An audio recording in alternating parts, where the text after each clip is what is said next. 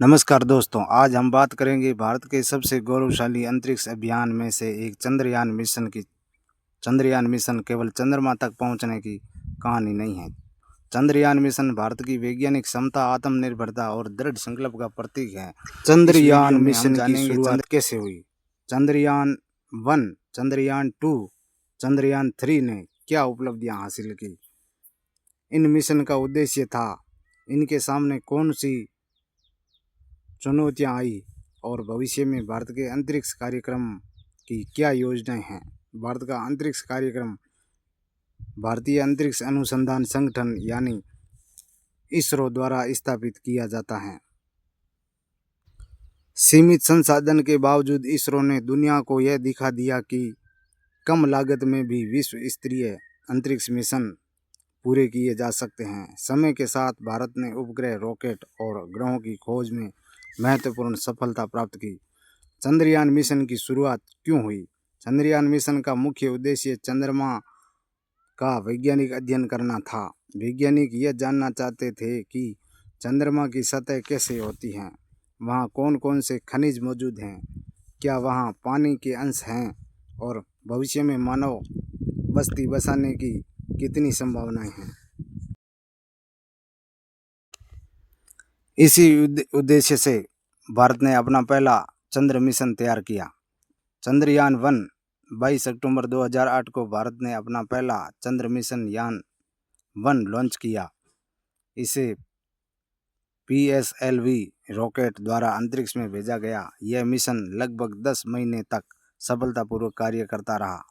चंद्रयान 1 ने चंद्रमा की सतह की हजारों तस्वीरें भेजी। सबसे बड़ी उपलब्धि यह रही कि इस मिशन ने चंद्रमा की सतह पर पानी के अणुओं के प्रमाण खोजने में महत्वपूर्ण भूमिका निभाई। इस खोज ने पूरी दुनिया का ध्यान भारत की ओर आकर्षित कर दिया। इस मिशन ने चंद्रमा की त्रिआयामी मानचित्र तैयार किया, अनेक नए खोज की पहचान की। चंद्रमा की सतह पर जल अणुओं की मौजूदगी के प्रमाण मिले। भारत विश्व के उन चुनिंदों देशों में शामिल हो गया जिन्होंने सफलतापूर्वक चंद्र मिशन पूरा किया। चंद्रयान 2 22 जुलाई 2019 को भारत ने चंद्रयान 2 लॉन्च किया। इसमें ऑर्बिटर, लैंडर विक्रम और रोवर प्रज्ञान शामिल थे। इस मिशन का लक्ष्य चंद्रमा के दक्षिण ध्रुव पर सॉफ्ट लैंडिंग करना था। मिशन का ऑर्बिटर सफलतापूर्वक चंद्रमा की कक्षा में पहुंच गया, लेकिन अंतिम समय में विक्रम लैंडर का संपर्क टूट गया और सॉफ्ट लैंडिंग सफल नहीं हो सकी। हालांकि लैंडिंग सफल नहीं हुई, लेकिन ऑर्बिटर आज भी वैज्ञानिक जानकारी भेजता रहा और इस मिशन से इसरो को कई महत्वपूर्ण तकनीकी अनुभव प्राप्त हुए। इन्हीं अनुभवों के आधार पर चंद्रयान 3 तैयार किया गया। 14 जुलाई 2023 को भारत ने चंद्रयान 3 लॉन्च किया। इस मिशन में केवल लैंडर और रोवर शामिल थे। 23 अगस्त 2023 को भारत ने इतिहास रचते हुए चंद्रमा के दक्षिणी ध्रुव के पास सफल सॉफ्ट लैंडिंग की। भारत ऐसा करने वाला दुनिया का पहला देश बना और चंद्रमा पर सफल सॉफ्ट लैंडिंग करने वाला चौथा देश बन। विक्रम लैंडर और प्रज्ञान रोवर। विक्रम लैंडर सुरक्षित रूप से चंद्रमा की सतह पर उतरा। इसके बाद प्रज्ञान रोवर बाहर निकला और उसने चंद्रमा की मिट्टी तथा चट्टानों का अध्ययन किया। उसने कई वैज्ञानिक प्रयोग किए और महत्वपूर्ण जानकारियां इसरो तक भेजी। भारत ने दक्षिणी ध्रुव के निकट सफल लैंडिंग की। रोवर ने चंद्रमा की सतह पर सल्फर सहित कई तत्वों की पुष्टि की। मिशन में दुनिया भर में भारत की वैज्ञानिक प्रतिष्ठा को नई ऊंचाइयों तक पहुंचाया।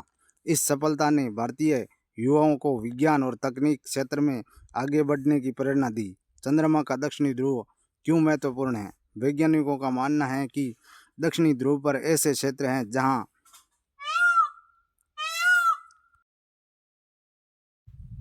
करोड़ों वर्षों से सूर्य का प्रकाश नहीं पहुंचता। इन स्थानों पर बर्फ के रूप में पानी मौजूद हो सकता है। भविष्य में यदि मानव चंद्रमा पर बसेगा तो यही पानी पीने, ऑक्सीजन बनाने और रॉकेट ईंधन तैयार करने में उपयोगी हो सकता है।